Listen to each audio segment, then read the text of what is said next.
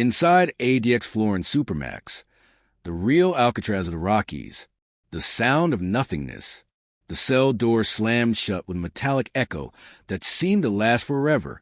Inside, a man once known as the most dangerous criminal in America sat alone, trapped in a room no bigger than a bathroom.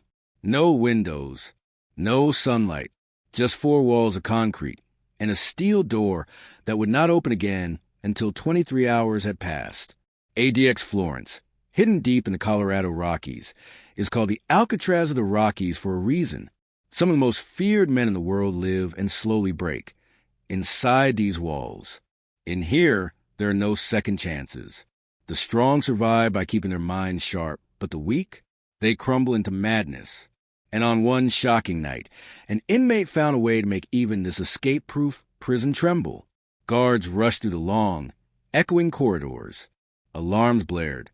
An officer shouted, "How did he do it?" What happened inside that cell would force the prison to rethink everything it thought was unbreakable. But how did we get here? And what really makes this place so feared? The prison built to end all escapes. The story begins in 1994. America had already seen prisons like Alcatraz, Leavenworth, and Marion, but each one eventually cracked. Inmates escaped, riots broke out, or guards lost control. The government needed something stronger, something final. That's when they built ADX Florence in Colorado, a fortress buried in the desert mountains. Every detail was designed for control. Each cell is a concrete box with a small slot for food, a sink, a toilet, and a bed carved from stone. Prisoners spend 23 hours a day locked inside, with just 1 hour in a small cage outside, still surrounded by walls too high to see beyond.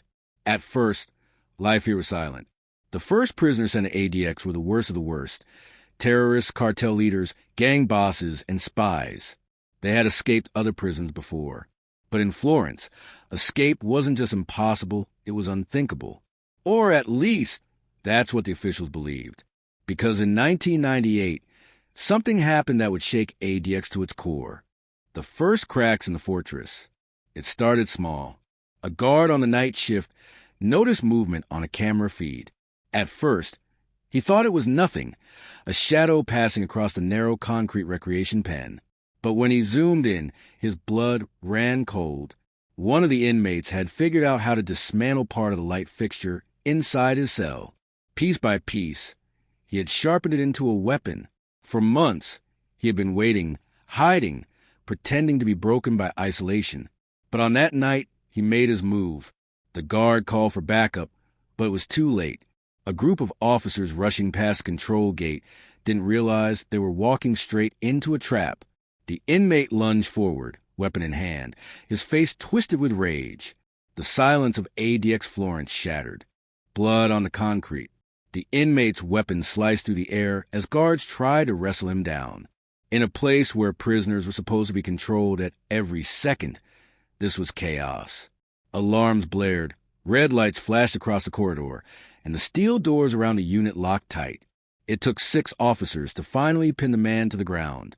His face was pressed against the cold concrete, his weapon clattering to the side. He screamed that he would never be broken by Florence. His words echoed down the halls like a challenge to the prison itself. After the attack, he was dragged into deeper isolation. Even fewer hours outside the cell. Even less human contact. ADX had designed this punishment for men exactly like him, those who refused to submit. But here's the twist. This wasn't the first time ADX had underestimated the minds of its inmates. For while some prisoners lost themselves to madness and total silence, others spent their 23 locked hours planning and waiting. The madness inside the walls. Day after day, men in ADX Florence sat alone with nothing but their thoughts. For some, the silence was worse than any beating. They whispered to themselves, shouted into the walls, or tapped secret codes on the pipes, trying to reach other prisoners. One man believed the prison staff were poisoning his food. He stopped eating. Another scratched drawings into the floor with his fingernails until his hands bled. In ADX, isolation wasn't just a punishment. It was a weapon that could turn even the hardest men insane. And then in 2005, the silence broke again, this time in the most horrifying way. A guard making his rounds stopped at a cell door. He peered inside and froze. The prisoner had found a way to shatter the ultimate rule of ADX. Even in total isolation, he had carried out a brutal act of violence without ever leaving his cell. Violence without freedom. When the guard opened the steel slot, he saw blood smeared across the cell walls. Inside, the prisoner sat cross-legged on the floor, staring blankly. At his feet lay another inmate, lifeless. But wait, how was that possible? In ADX Florence, prisoners are supposed to be completely alone. The truth was darker. During a rare transfer, 2 men had been accidentally placed together in a holding cell. One of them didn't live to see the next morning. The news spread fast across the prison. If violence had happened even here, in the so-called escape-proof fortress, then nowhere was safe. Guard became stricter, movements even tighter, and inmates were pushed deeper into silence. For a short while, the halls returned to their eerie, controlled calm. But calm never lasts long in ADX Florence. The letter that shouldn't exist. Weeks later, a male officer found something strange. A letter, smuggled out of the prison, had reached the hands of a journalist. It described life inside ADX. The 23-hour lockdown, the suffocating silence, the way men were buried alive in concrete. Officials were stunned. No prisoner was supposed to have outside contact, except through strict screening. So, how did this letter make it out? Investigators dug deeper, and what they uncovered shook the prison again. There was an underground communication network. Secret codes hidden in legal mail. Tiny messages passed through cracks. Even guards suspected of helping for cash. Florence was supposed to be unbreakable, but the cracks in the fortress were growing wider. And soon, one of the most infamous inmates in American history would test those cracks like never before. The cartel boss in a concrete cage. They called him El Patron of the Rockies. He was a powerful cartel leader shipped to ADX after authorities realized no other prison could contain him. In Mexico, he had armies. In regular prisons, he had bribed guards. But here, in Florence, he was just another number. Each morning, his food came through a slot. Each night, his cell lights dimmed at exactly the same hour. Guards thought the silence had broken him. But behind those stone-gray walls, the man was plotting. Unlike others who cracked under the pressure, he thrived on patience. He spent hours doing push-ups on the floor, then mapped out escape routes in his head. His only goal, find a way to reach the outside world again. For months, nothing happened. The prison was calm. The bosses in Washington congratulated themselves, calling ADX the end of the line. But then one evening, a guard noticed something odd during rounds. The slot in the cartel boss's door had been tampered with. When they searched his cell, they found something terrifying. Pieces of metal sharpened into blades, hidden inside the concrete bed frame. The fortress was not as unbreakable as everyone thought. When the Rockies shook, the discovery triggered a lockdown. Dozens of guards stormed the cell block, moving prisoners one by one. The halls echoed with the thunder of boots, the slam of steel doors, and the shouts of officers yelling, "Lock it down." For a few hours, the prison was silent again. But silence at ADX is never peace. It's a warning, because just 2 days later, an officer escorting a different inmate was attacked so suddenly that his radio clattered to the ground before he could call for help. The Rockies trembled that night, not from an earthquake, but from a fear that even America's most secure prison was slowly losing control. Lockdown nation. After the attack on the officer, ADX Florence went into what they called full lockdown. Every door was sealed. Every movement froze. Even the tiny 1-hour exercise breaks were canceled. Inmates were locked inside their cells 24 hours a day. For the staff, this was supposed to be control. They tightened security, doubled surveillance, and checked every cell for weapons or contraband. On paper, the fortress was stronger than ever, but the truth was different. The prison silence had turned into a boiling pressure cooker. Inmates who had already been isolated for years were now pushed further into madness. Some screamed through the vents all night. Others banged on the steel doors until their hands bled. Guard began whispering that they were working in a ticking time bomb. They could feel it, The walls might be concrete, but the tension inside was about to explode. And explode it did. One morning, as guards escorted a notorious gang leader to the corridor, he suddenly turned his head and spat out a phrase in Spanish that chilled them. Hoy comienza la guerra. Today the war begins. Within hours, Florence's underground network lit up and chaos swept through the blocks. The riot that shouldn't have happened. It started with a single bang, then another, then dozens more. Prisoners across different units began kicking and slamming their doors in unison. The sound roared through the concrete halls like thunder. Guards rushed to contain it. But ADX Florence had never seen anything like this before. Men who were supposed to be silent, buried, and broken were now communicating, chanting, shouting, demanding. Some set fires using scraps of clothing. Others flooded their cells by clogging toilets. The Alcatraz of the Rockies was supposed to be escape-proof, riot-proof, chaos-proof. But here it was, the unthinkable happening in real time.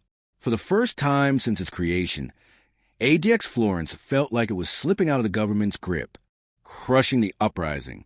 When the riot broke out, alarms screamed across the prison, echoing to the mountains of Colorado.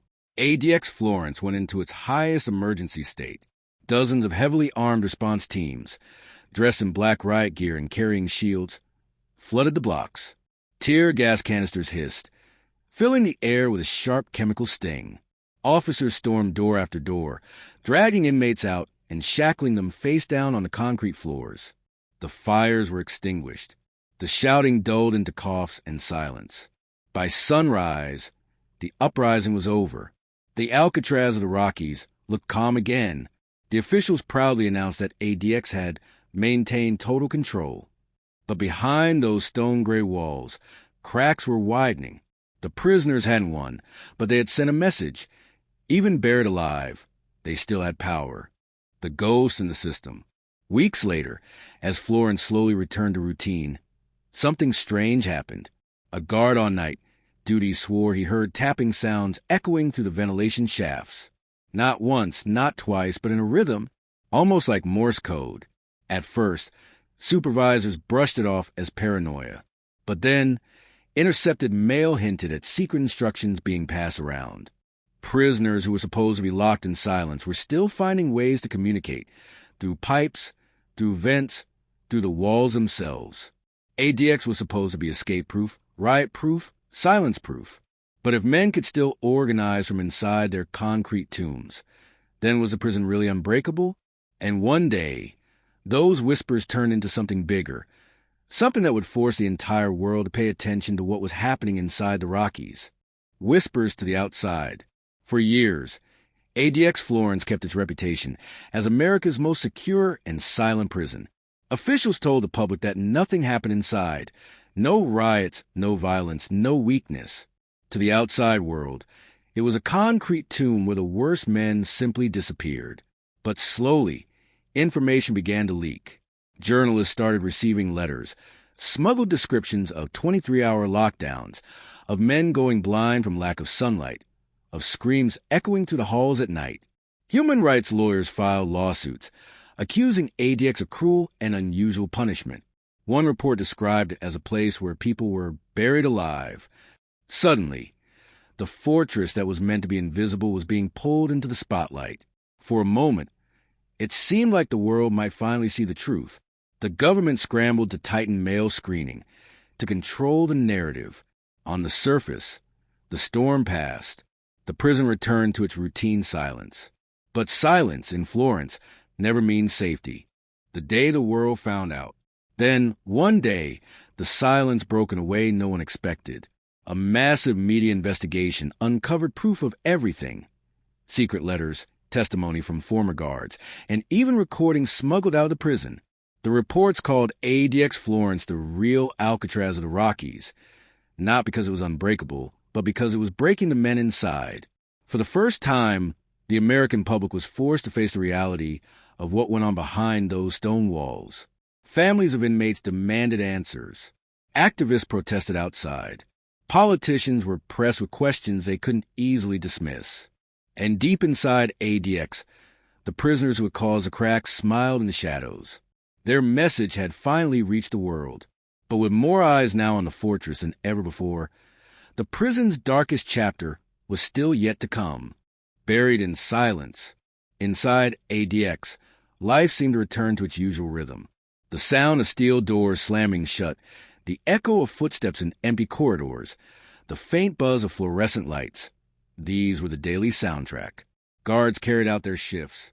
Prisoners sat in their concrete boxes. To outsiders, it looked as though the media storm had passed. The government reassured the public that everything was under control. But behind the walls, the silence was suffocating. Some inmates stopped speaking altogether. Others paced endlessly, their minds unraveling in the endless loop of isolation. And then came the darkest discovery, the suicide wing.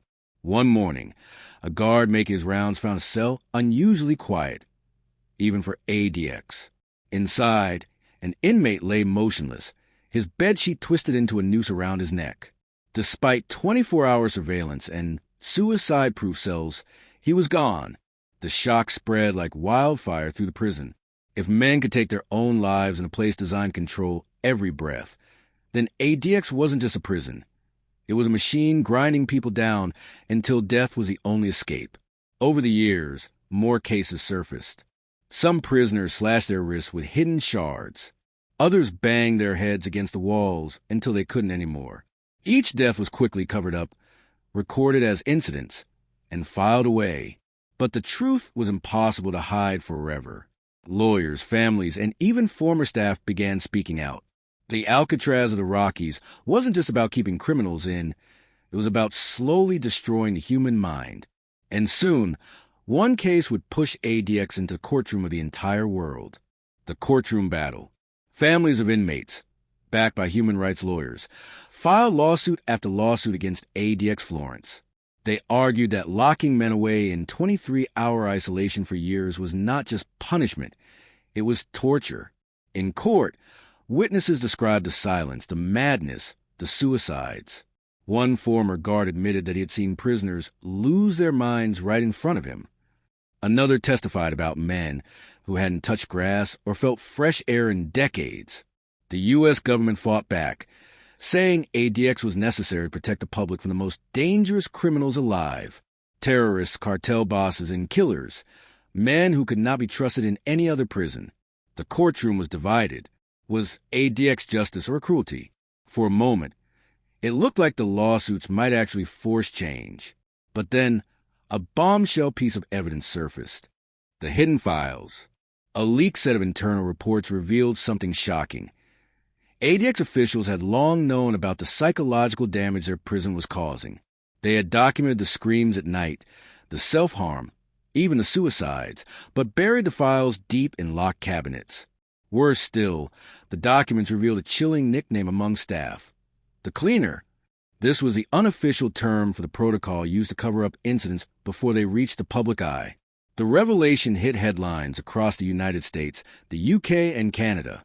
For the first time, ADX Florence wasn't being spoken of as America's strongest fortress, but as its darkest secret.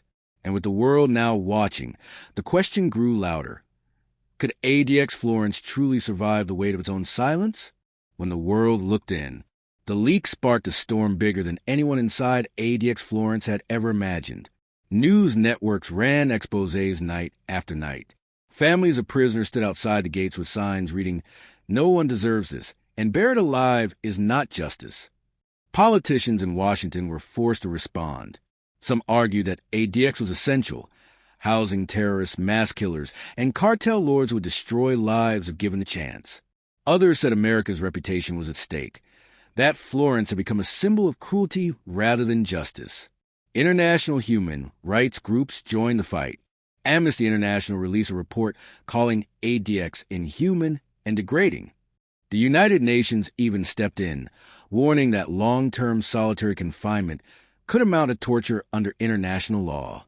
For the first time since it was built, there were whispers in Congress about whether ADX Florence, the Alcatraz of the Rockies, should even exist.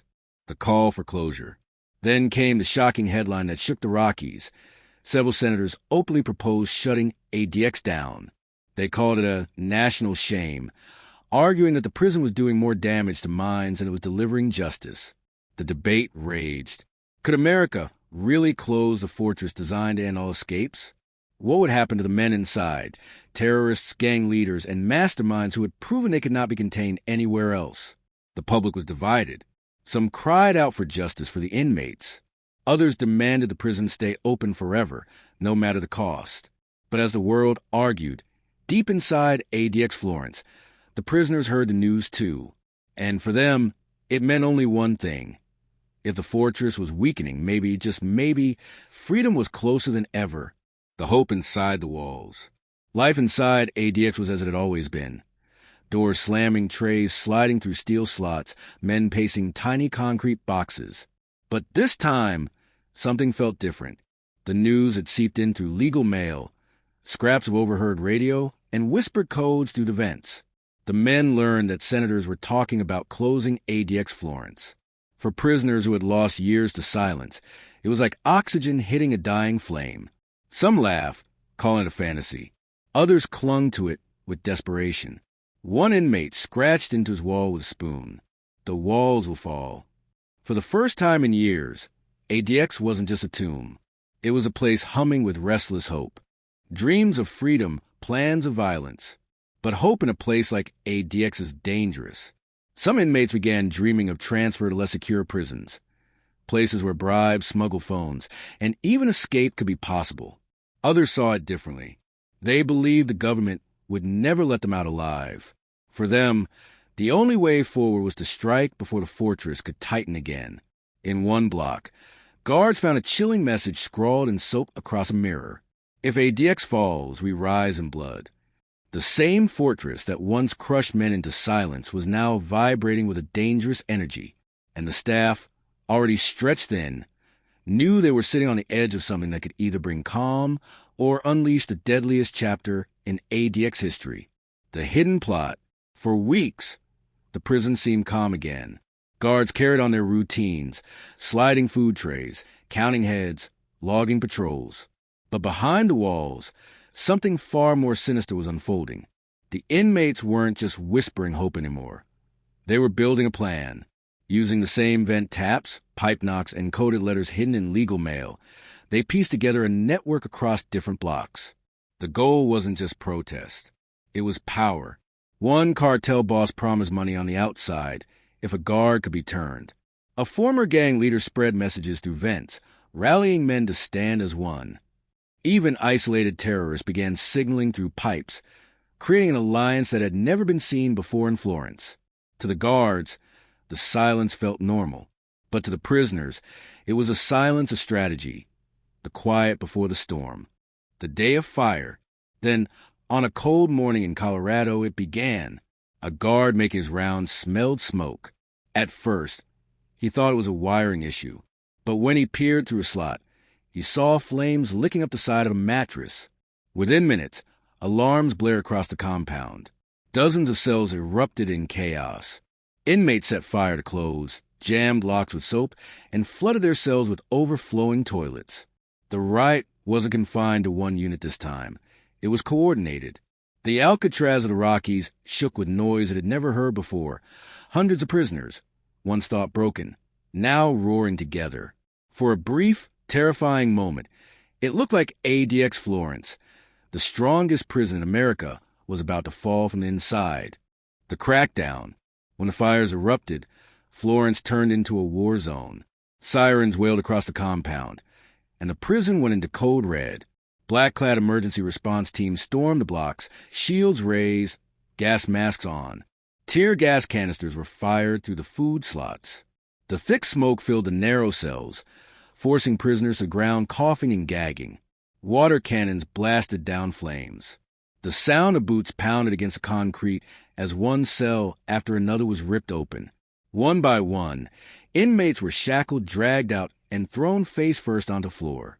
The so-called generals of the uprising, the cartel boss, the gang leader, and the suspected masterminds, were stripped, searched, and transferred into deep isolation pods, where every second of their existence would be watched. By dawn, the fires were out. The fortress was silent again. Officials proudly announced, control was never lost. But that was only the surface. The message in the ashes. As guards cleared the wreckage, they found something chilling burned into the soot-stained wall of one recreation cage. Florence does not break us. We break Florence. It was more than graffiti. It was a message to the outside world.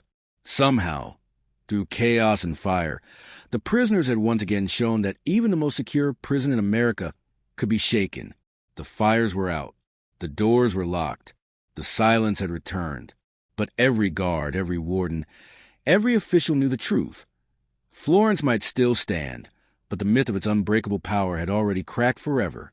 And in those cracks, the men inside were still waiting, plotting, whispering, because inside ADX Florence, the real Alcatraz of the Rockies, silence is never the end. It's only the pause before the next storm. The real Alcatraz of the Rockies, ADX Florence, was built to be the end of the line. The government called it escape-proof, riot-proof, and chaos-proof, a place where America's most dangerous criminals would disappear into silence forever. And yet, behind those concrete walls, the truth is far more complicated. The fortress has seen weapons smuggled from nothing, riots sparked in silence, letters leaked into the world, and fires that threatened its very core. Some inmates crumbled, their minds swallowed by isolation. Others turned that silence into strategy, whispering through vents and pipes, keeping alive the belief that Florence could never fully cage them. To the outside world, it is the Alcatraz of the Rockies. But to the men inside, it is something darker, a slow war survival, where the strongest cling to their sanity and the weakest fade into madness. And the most haunting truth? Florence still stands. The fires are out, the cells are locked, the guards still march their rounds. But the cracks remain hidden, waiting, because inside ADX Florence, silence is never permanent. It's just a sound before the next storm. The fortress and the cracks. ADX Florence was meant to be perfect, the end of the line. A prison that could silence chaos, break rebellions, and erase the names of America's most dangerous men. But as we've seen, silence doesn't always mean control. Behind those steel doors, men sharpened metal into weapons, turned whispers into networks, and even lit fires that shook the Rockies. The government built a fortress to bury the unbreakable. Yet time and again, the cracks have shown. Some call it justice. Others call it cruelty. But one thing is certain.